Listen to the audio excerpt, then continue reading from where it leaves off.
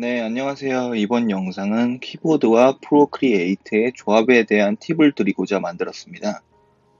키보드 구매를 고민하시는 분들이나 키보드를 사용 중이신 분들께 조작에 있어서 간단한 팁을 드려보겠습니다.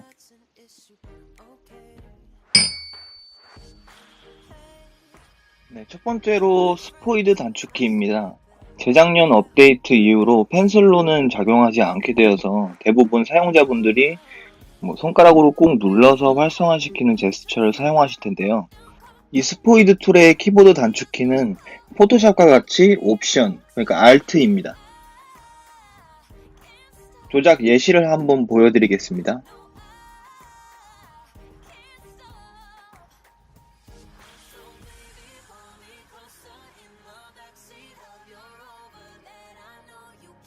어떤 색을 스포이드 한다 했을 때 손가락은 꽤 많은 영역을 가리게 되는데 키보드를 사용하면 그 단점을 커버할 수 있습니다.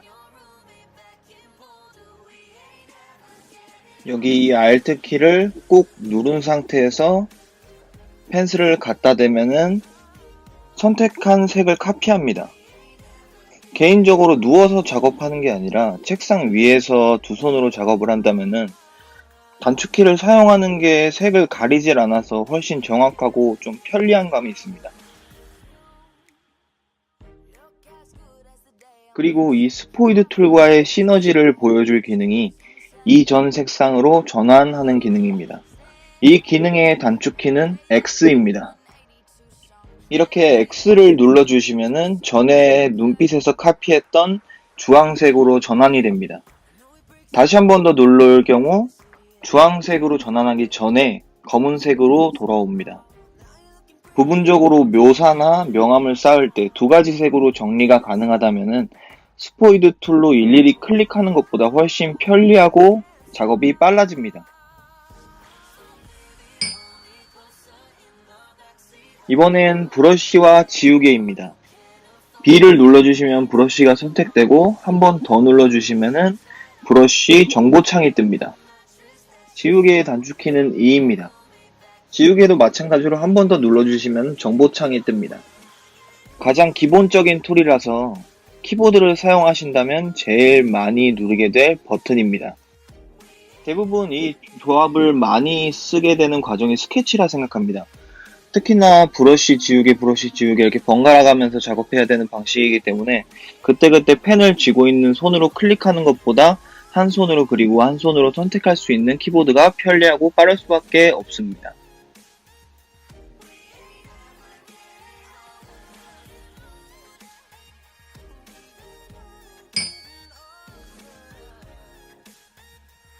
브러쉬 사이즈를 조절할 때 왼쪽 터치바를 많이 사용하실 텐데 가끔 왼쪽의 도도 오른쪽의 도도 불편하다 느껴질 때가 간혹 있습니다. 어차피 두 손을 써야 편한 기능인 거죠. 포토샵에서는 이 두 가지의 단축키를 사용합니다. 그걸 고려해서 편의성을 위해 프로크리에이트에서도 같은 단축키를 사용하는 것 같습니다. 이 괄호키를 한 번 누를 때마다 브러쉬 사이즈가 5%씩 변동됩니다. 더 세밀한 브러쉬 사이즈 조절을 원하신다면은 커맨드 괄호를 누르시면 됩니다. 여기 커맨드랑 괄호를 누르시면은 1%씩 변동됩니다. 반대로 Shift와 괄호를 누르게 되면은 10%씩 변동됩니다. 커맨드, Shift, 괄호 이 세 가지 경우를 정리해 드리겠습니다.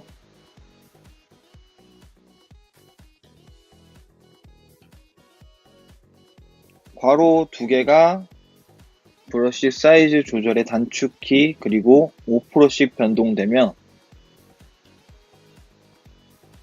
커맨드를 누른 채로 괄호를 누르게 되면은 1%씩 변동됩니다. 그리고 Shift 괄호를 누르게 되면 10%씩 변동됩니다. 네 번째는 독바입니다. 이 기능은 앞으로 업데이트할 iOS 11에서 추가된 기능인데요. 개인적으로 기능을 불러오는데 맨 아래에서 위로 쓸어 올려야 돼서 제스처가 살짝 성가신 편이라고 생각합니다. 키보드 단축키는 Alt, Command, 그리고 D입니다. 이 단축키를 은근히 많이 사용하게 되는 게 펜으로 쓸어 올리기가 불가능해서 독을 쓸어 올리기에는 펜을 들고 있는 손이 꽤 방해받는 느낌이었는데 그 역할이 양손으로 분배가 잘 된 것 같아서 더 편안감이 있습니다.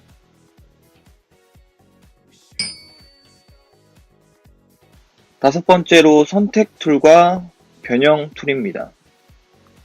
선택 툴의 단축키는 S입니다.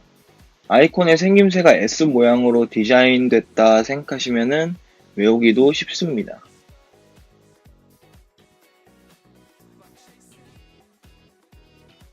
변형 툴도 아이콘에서 단축키를 말하듯 커서 모양이어서 V라고 외워주시면 쉽게 익숙해질 겁니다.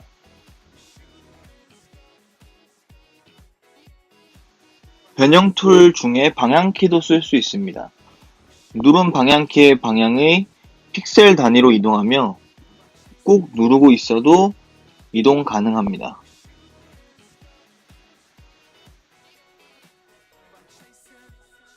실행 취소, 뒤로 가기의 단축키가 컨트롤 Z라는 건 누구나 아실 거라 생각되는데 이 단축키도 홀드하고 있으면 빠르게 실행 취소할 수 있습니다.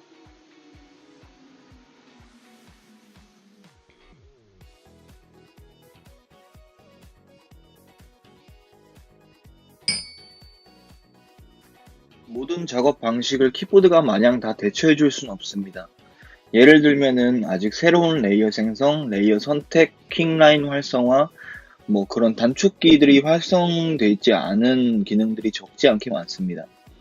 단축키에서 제외된 그 수많은 기능 중에 6가지를 살릴 수 있는 방법이 퀵 메뉴를 사용하는 겁니다. 퀵 메뉴의 단축키는 스페이스바입니다. 제가 설정해 놓은 퀵 메뉴 세팅은 새로운 레이어, 수평 뒤집기, 레이어 볼트 명조, 레이어 선택, 퀵 메뉴, 아래 레이어와의 병합입니다. 대부분 설정해 놓은 기준이 창을 여는 데까지 2번 이상 클릭해야 한다 싶으면 퀵 메뉴로 지정해 놨는데 대부분 레이어에 관한 게 자연스럽게 모이더라고요. 새로운 레이어 같은 경우에도 레이어 창을 열고 플러스를 누르는 데까지 2번을 누르게 됩니다. 수평 뒤집기 같은 경우에는 퀵 메뉴에 밖에 없는 메뉴라고 알고 있습니다. 이렇게 단일 레이어를 반전시키는 기능이 아니라 캔버스 자체를 반전시키는 기능입니다. 레이어 불특명도 같은 경우에도 1번, 2번, 3번 클릭해야 되고 1번, 2번 은근히 손이 많이 갑니다. 레이어 내용 선택이라는 기능도 있습니다. 보여드리겠습니다. 이 경우에 인물이 하나의 레이어입니다. 이런 경우 레이어 선택을 하시게 되면은 인물의 외곽이 선택이 됩니다. 인물에 맞춘 외곽이 선택이 된 상태에서 그 안에 브러쉬로 긋게 되면은 선택 영역만 그릴 수 있게 됩니다.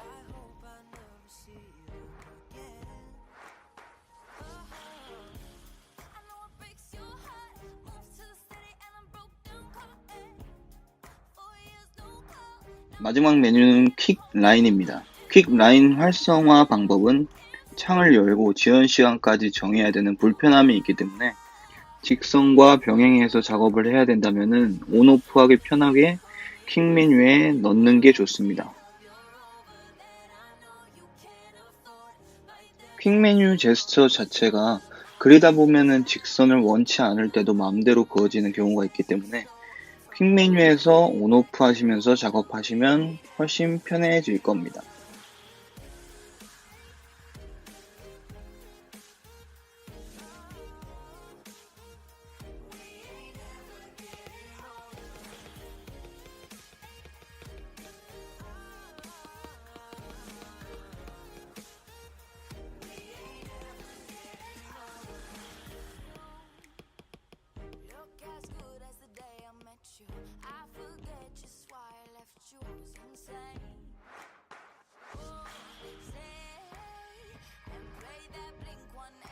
이제 와서 이런 말은 뭐하지만 사실상 프로크리에이트의 키보드는 필수 요소가 아닙니다.